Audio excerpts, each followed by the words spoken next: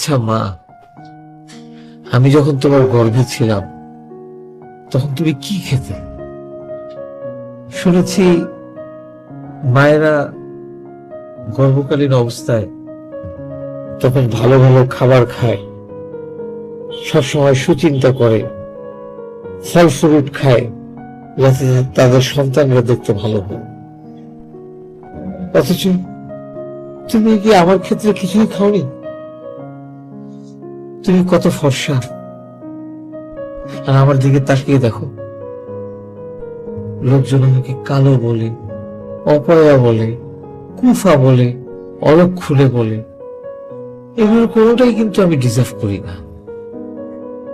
আমি সারা জীবন মানুষের সাথে ভালো ব্যবহার করার চেষ্টা করেছি, কিন্তু কেউ আমাকে সহজভাবে নেয়নি।